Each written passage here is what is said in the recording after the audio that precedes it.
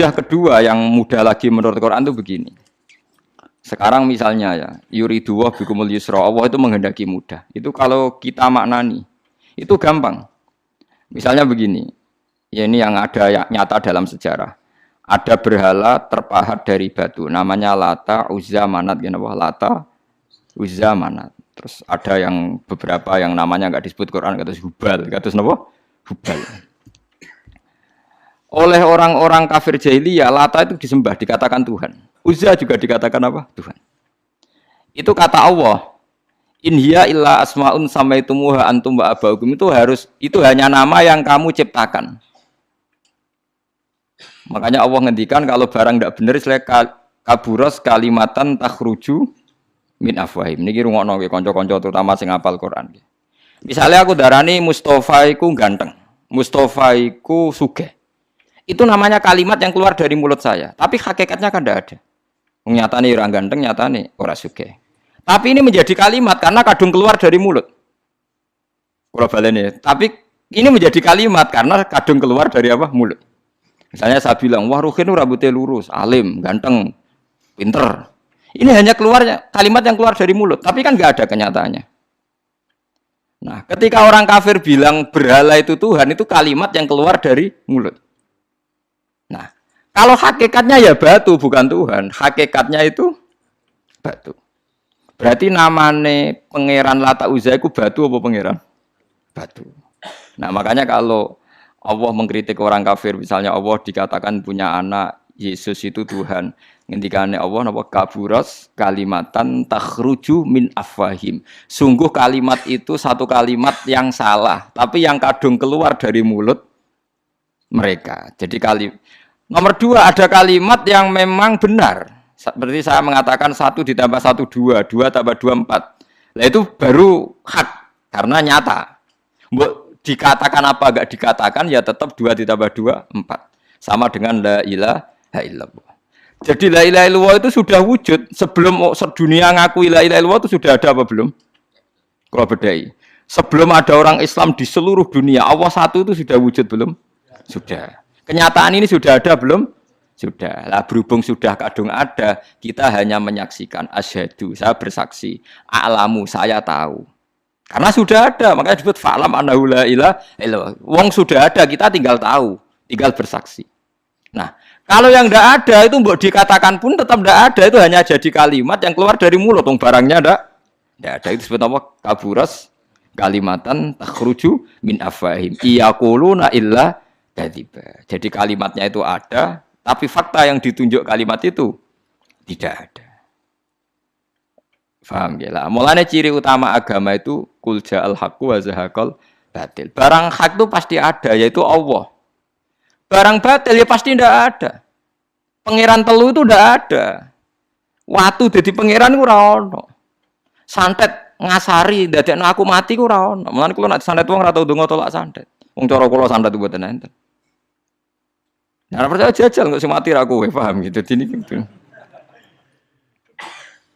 Memang nggak ada. Lho soal misalnya, tapi wonten Gus yang mati ono dome ning wetenge ngene. Ya sing ono dom. Iku jenenge ora santet biasa wedok. Lah nek mati kena santet itu biasa kepelitis truk ya mati. Kena virus. Cara kula dipanteni santet itu malah lambat, kadang 3 dina lagi mati. Cas pleng truk. Cas pleng meneh pesawat. Jadi niku yang paling angel nih gue bab tauhid. Sebenarnya tauhid itu gampang, buatan jelimet. Makanya Allah melatih kita yuridu wa bikumul yusra. Andekan manusia seluruh dunia dipoling untuk melihat Lata dan Uzza, itu apa? Enggak usah ada orang Islam, enggak ada orang kafir, enggak usah intervensi. Pasti mereka jawab itu batu. Andekan Isa Yesus itu dipampang di dunia, orang poling, orang Islam kafir, enggak ada intervensi. Pasti akan bilang itu manusia. Paham ya? Tapi lewat rekayasa dicitrakan itu Tuhan. Lata Uzza dicitrakan itu Tuhan. Nah, itu disebut wa makaru wa makarawa. Jadi dimakru. Dia didesain sedemikian rupa. Misalnya di Yunani itu orang kalau bilang Tuhan itu akal, makanya bilang logos. Log itu logos. Tuhan itu arot. Niki rungokno aja sampai salah. Nah, salah kafir teman.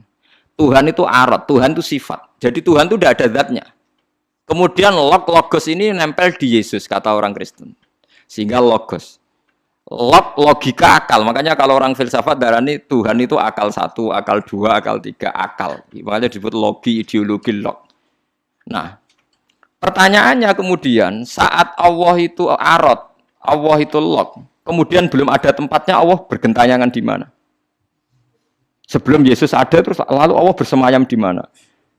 Terus ada orang Majusi bersemayam di api. Nanti yang orang kafir jahiliyah bersemayam di arca-arca itu. Yang orang kuno Majusi di mana, di gunung apa? Mungkin orang Sugian di Gunung Kawi macam-macam itu terus. Wah, itu kan terus jadi repot. Repotnya adalah kalau sifat itu harus nempel di dat. Dan datnya mana nggak jelas. Itu satu. Nomor dua, sifat itu sama mausuf itu mesti dulu mausufnya. Nah, makanya kata ahli ilmu kalam, jangan pernah kamu mengatakan Tuhan itu sifat. Kalau Tuhan sifat nanti butuh nempel napa? Zat. Makanya terus kita diajari walillahil asmaul husna. Allah itu zat. Kemudian pada zat ini ada asmaul husna. Jadi mulai dulu Allah itu al-qayyum, zat yang berdiri sendiri. Nah, ini pentingnya ngaji.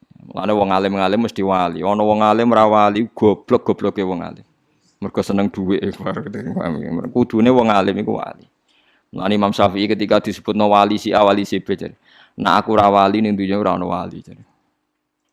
Dadi idza lam takunil ulama auliya alillah fama ala wajil ardi min waliyin. Nah, ulama wis gak wali ning dunya wis ora ono napa wali. Karena hanya ulama yang bisa menjelaskan kenapa harus ada tauhid. Nah, ulama ngerti logikanya. Fa'lam annahu la ilaha illallah. Kamu tahu. Bisa diketahui itu karena barangnya sudah hak, sudah wujud. Kalau barangnya belum wujud kan tidak bisa diketahui. Misalnya begini. Berhala Lata Uzza itu yang bisa diketahui satu, bahwa itu batu. Karena batu itu wujud. Ya, batunya itu wujud. Tapi sifat ketuhanannya Lata Uzza tidak wujud. Makanya nggak bisa diketahui. Wong nggak wujud. Agar barang ra wujud kan nggak bisa nopo diketahui. Yang bisa diketahui hanya barang wujud. Makanya fa'lam annahu la ilaha illallah. Harus tahu. Tapi andai kan kita tidak tahu pun ya tetap Tuhannya Allah. Tahu atau tidak tahu. Nah, ini di sini Quran sering bilang kul aminu bihi aula tu'minu. Cek kowe iman, cek ora iman ini enggak ada pengaruhnya bagi wujudnya Allah ning zaman azali. Di kula baleni malih itu memang jadi dulu itu orang-orang terjebak ketika Tuhan yang Yunani dianggap logos, log. Kemudian di Timur Tengah Tuhan itu dianggap satu arot sing nemplek, sifat sing nemplek ning berhala-berhala. Engko ning gone daerah Majusi ning wasani sing nemplek ning napa geni macam-macam. Mon niku walhasil akhirnya semuanya itu kalah dengan tauhid sing digawa Kanjeng Nabi Muhammad sallallahu alaihi wasallam. Bahkan sekarang tiang Nasrani pun itu tidak pede dengan teori trinitasnya. Orang kan sekarang tahu semua kan perdebatannya Ahmad Didat sama Stanley Fischer itu macam-macam. Itu kan sampai ada seorang mahasiswi dari Swiss ketika yakin sifat Tuhan yang dijelaskan Ahmad Didat bilang, sepertinya Tuhan Anda lebih menarik. Karena dibilang Tuhan Islam itu tidak punya anak, tidak diperanakkan, tidak ada padanannya. Kalau Tuhan Anda ini padanannya banyak gini-gini terus itu ada orang tertarik. Sepertinya Tuhan Anda lebih menarik. Karena sifatnya lebih apa? Ya lebih menarik. Terus tadi maknanya walat itu kalau menurut ilmu kalam itu dua. Walat itu anak fisik, anak gen. Atau walat maknanya tawalud, konsekuensi dari satu hal. Tapi tidak karena diciptakan. Itu tadi misalnya HP dan pulpen ini benturan itu menimbulkan suara. Suara ini diciptakan HP, apa suara itu tidak ada yang menciptakan? Yuna ilmu kalam dibagas. Nah kamu bilang diciptakan HP, HP-nya sendiri tidak merasa menciptakan.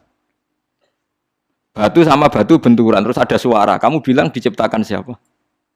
Diciptakan batu. Batunya takoi, kamu yang menciptakan suara itu. Enggak, saya tidak punya akal loh. Paham? Nah lalu yang menciptakan suara itu siapa? Suara itu udah ada. Yang ada itu kamu dengar suara. Soalnya kupingem darani ngono iku suara. Tapi nak cara akal darani sing ngono apa ya watu. Watune apa benturan. Iki cara ilmu kalam. Lah suarane piye kupingku krungu suara. Ya sudah begitu aja dah. Jangan sampai kamu menganggap kejadian alam ini kebetulan. Itu kue yang melukai tauhid. Semua alam raya ini diciptakan secara sengaja dengan irodah oleh Allah Subhanahu wa taala. Jadi lam yatawallat min wujudihi syai'un. Jangan sampai kamu berkeyakinan setelah Allah wujud otomatis makhluknya wujud. Berarti wujudnya makhluk tanpa kehendak Allah. Itu keliru. Itu ya termasuk tawalud. Kalau kamu meyakini begitu berarti terjadi keyakinan apa? Tawalud. Setelah ada Allah otomatis makhluknya ada. Itu ya dosa besar. Kafir. Nah, itu dosa besar tapi apa? Kafir.